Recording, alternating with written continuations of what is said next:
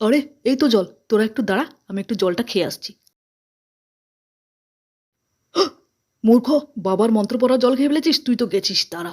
গিলি গিলি ফু। আহ আহ আহ বাবা বাবা বাবা বাবা বাবা বাবা, কি হলো তোমার? বাবা, আমার পাপাকে বাঁচাও।